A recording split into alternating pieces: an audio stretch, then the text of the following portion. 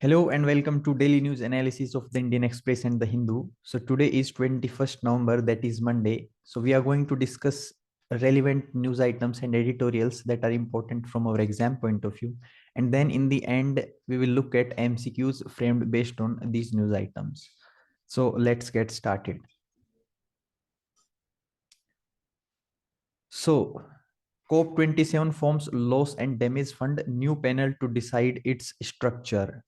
So recently, COP27 that was ongoing in Sharm el Sheikh, Egypt, came to an end with the formation of loss and damage fund that was much talked about during this summit. So on the last day of the summit, loss and damage fund was established, but its functioning, its various provisions as to who will donate, what amount will donate, will be decided in COP28 that will be held in UAE in 2023. Now let us understand what is loss and damage. So it means the losses that have already incurred by nations that are vulnerable to climate change or as a result of global greenhouse gases emissions. So they cannot be recovered via adaptation or mitigation techniques. That would come under loss and damage fund. So it was a grouping of 55 vulnerable nations which submitted a report on it, and they were pursuing in that regard. So in that respect, it is a good development. Now moving forward, Qutub Minar illuminated in blue color to mark World Children's Day. So Sunday was World Children's Day and Qutub Minar was illuminated in blue color. So let us see few facts about Qutub Minar. So it is a 5-storied building with red sandstone that is being used in it. And it was constructed in 13th century by Muslim rulers to commemorate victory over Rajput rulers of Delhi. Because Qutub means victory. Its construction was started by the founder of Delhi Sultanate, that is Qutbuddin Aibak, and it was finished by Iltutmish. So keep these facts in mind. PL has been filed in Calcutta High Court seeking direction to the center to take steps to stop activities such as distortion of facts about freedom fighters as well as the freedom movement. So in that PIL, it is being said that various documents have been published with respect to our freedom struggle as well as various leaders in parliament, and they have been submitted by various commissions based on facts and evidences.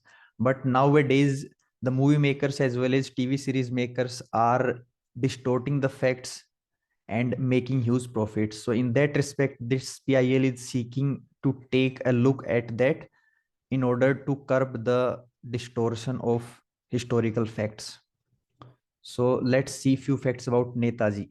So Netaji was born on 23rd January and it is popularly celebrated as Prakram Divas in India. In 1999, he cleared Indian Civil Services exam, though he resigned later and joined freedom struggle. In 1930, he was closely associated with left politics in Congress, and in 1929 he founded Indian Independence League with Jawaharlal Nehru. Further, he became president of Congress twice in 1938, which held in Haripura, and 1939, which held in Tirupuri. Though due to ideological differences, he resigned later in 1939 and formed a new party, the Forward Bloc. And we all know about his INA contribution. So these are less known facts about Bose. So keep these facts in mind. Editorial is about COP27 that was recently held in Sharm el Sheikh, Egypt, where it is stating some of positive development as well as the things which were not discussed but should have been discussed. So critical about some other facts. So in positive respect, it says that the establishing of loss and damage fund is a positive step, which was demand of various vulnerable countries to set up the fund in order to fight the extreme climatic events as a result of greenhouse gas emissions. So this fight was led by Vanuatu, a small island nation in South Pacific Ocean, and further joined by other small island states in that respect. So it is a good development in that regard. But on the flip side, the discussion on how to limit the temperature increase up to 1.5 degree of pre-industrial levels was very limited. And further, the $100 billion per year promise made by developed countries in 2012 summit. So discussion in that regard also did not happen. Further, in loss and damage fund as well, there was not enough discussion as to what will be the process, which countries will be benefiting from this fund and which countries will be contributing and how much. Because it further says that European Union, which stresses that China, Arab states, and large developing countries, which includes India, should also contribute as they are large emitters. So in upcoming conferences, this will be a big question as to how to progress on loss and damage fund that was established in this conference. And it says that the continuous efforts are required and countries should not lose momentum in order to have positive development in that regard. So this was the crux of this editorial. So this editorial is charting the economic journey ahead. So on 76th Independence Day, our Honorable Prime Minister have said that India will be developed nation by 2047. So this editorial talks about how this can be achieved and what we have done so far. So it says that during first half of 20th century, that is 1901 to 1950, under British rule, India's growth rate was dismal. And it gives data that annual growth rate was 0.89%, population growth rate was 0.83%, and per capita income grew at 0.06%. And that is why just after independence, we as a nation have focused more on economic growth. So it says that early strategy was based on four pillars, that is raising the savings and investment rate, dominance of state intervention, that is socialist economy, import substitution in order to save the forex reserves, and focusing on domestic manufacturing of capital goods. Now, to some extent, that policy was right in initial years in 1950s and 60s, but 1970 onwards, this policy needed to change. But our policymakers did not recognize that fact and did not change it. But the crisis of 1991 have led to LPG reforms, that is liberalization, privatization, and globalization reforms, and opening of economy. Now, this opening of economy have led to minimum restrictions, redefining the role of states from participant to an enabler, and giving an outward trade policy as compared to inward looking trade policy.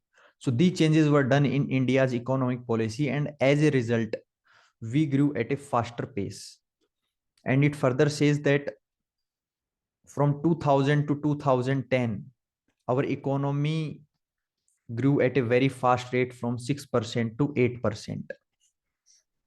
Further, the period of 2004 to 2011 was golden period in terms of economic growth rate, that was around 8.8%. And that was despite the fact of 2008 global economic crisis. And it further goes on and says that, but this growth rate saw a setback after 2010-11, and currently we are growing at a very slow pace as compared to earlier decade. Is that now post-COVID, Russia-Ukraine war and disruption of global supply chains, we need a new map for future development of growth rate in India. And in order to reach a developed nation tag by 2047, our GDP must rise at a growth rate of 7% for at least 2 decades. And further, our gross fixed capital formation rate, which means investing in fixed capital assets such as machinery, offices, etc., needs to increase from 28% of GDP to 33%.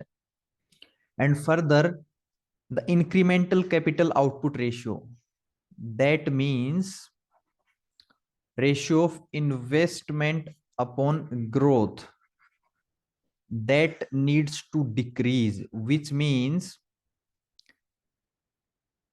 for a growth of 1%, if we are investing, suppose 50 rupees currently, then we need to invest a lower amount so that efficiency of economy improves and we are to be in a better position. So it says that we need to focus on gross fixed capital formation rate, which needs to increase, and incremental capital output ratio, which needs to decrease. And that depends on various factors such as policy consistency, favorable economic climate, streamlined ease of doing business related policies, as well as price stability, that is controlling inflation. So it says that if India focuses on all these factors, then definitely we will be able to achieve a sustained growth rate of 7%, and as a result would be a developed economy by 2047.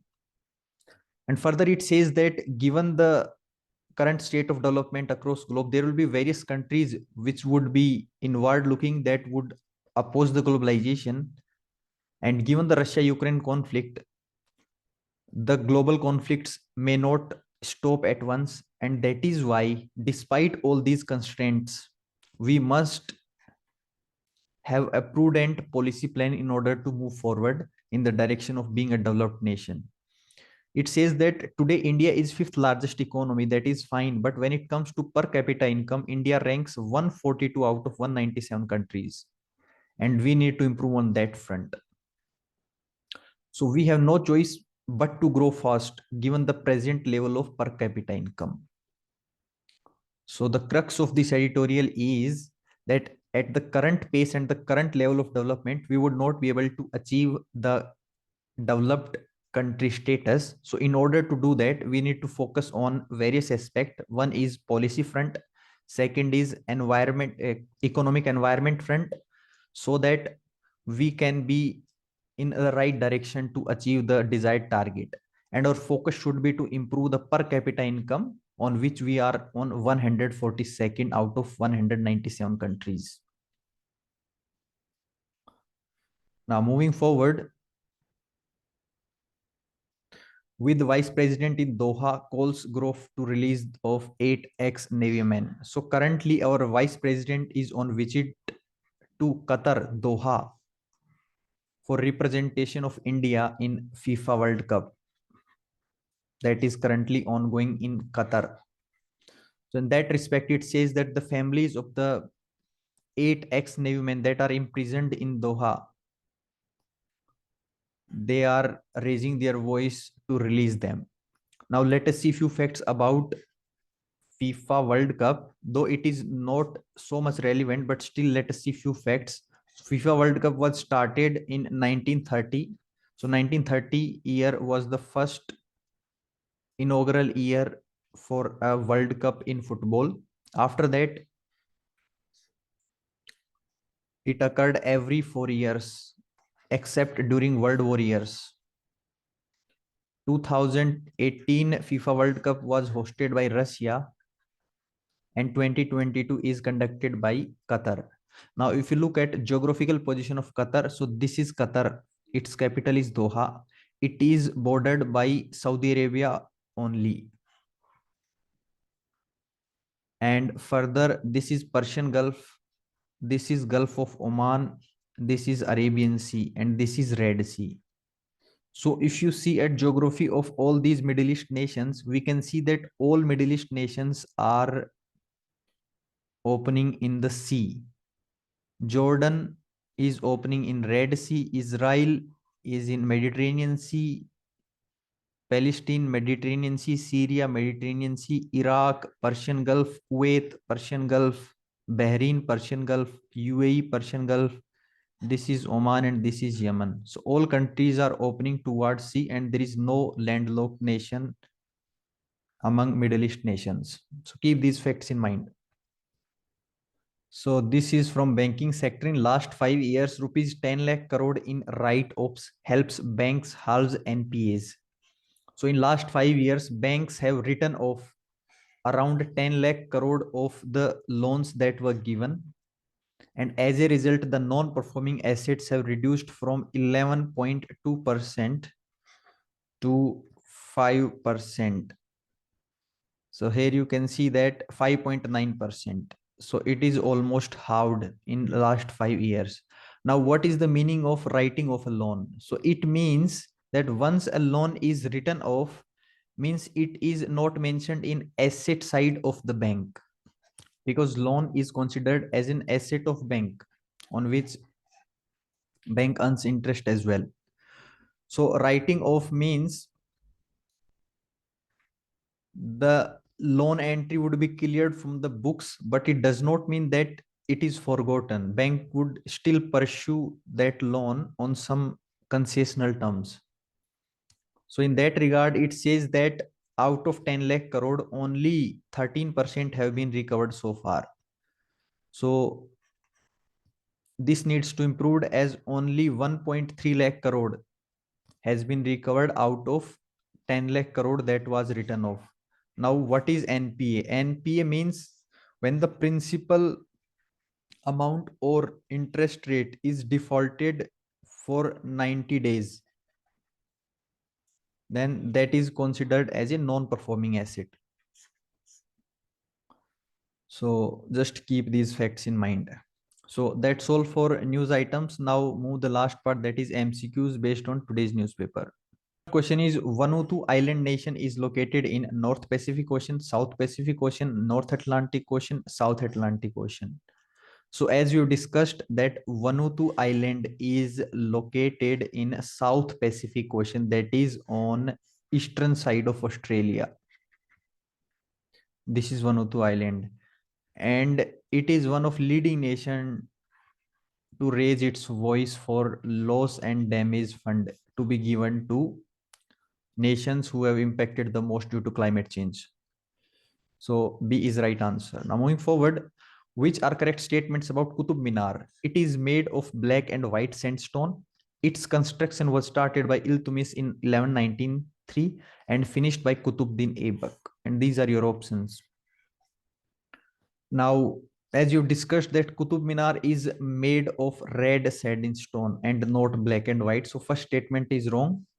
And you can eliminate second statement logically if you know some facts about Delhi Sultanate. So Delhi Sultanate was founded by Qutbuddin Aibak. So, and it says that it was started by Iltutmish and finished by Qutbuddin Aibak, which is wrong because Qutbuddin Aibak was first. So he would have started and Iltutmish would have finished. And in reality also, it was started by Qutbuddin Aibak, who was founder of Delhi Sultanate, and was finished by Iltutmish. So both are wrong. D is right answer. Moving forward, which are correct about Subhash Chandra Bose? He was president of Congress for 2 sessions in year 1938 and 1939. He founded Forward Bloc in 1929. So as you discussed that Subhash Chandra Bose was president of Congress in 2 sessions, 1939, that was held in Haripura, and 1939 was held in Tirupuri. So first is right.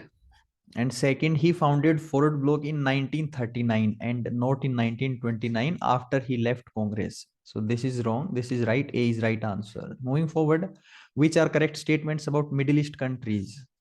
Qatar only land border is with Saudi Arabia, and no Middle East country is landlocked. Now, as we have discussed, that Qatar's only land border is with Saudi Arabia. So this is true. And also no Middle East country is landlocked, as each Middle East country is opening in one or other. So both are right. C is right answer. And last question of the day is, which are correct statements about NPAs, that is non-performing assets. NPAs in last 5 years are on a rise in India. A loan becomes NP when principal or interest payment is overdue for more than 90 days. And these are your options. So as it is mentioned that in India in last 5 years, NPAs were reduced from 11.2% to 5.9%. That is almost half and not increase. So first is wrong and second is true. This is the definition of NPA: when principal or interest payment is due for more than 90 days, then it is NPA. So second is right. So B is right answer. So that's all for today. So if you find this video helpful, then please like this video and subscribe to this channel. Thank you.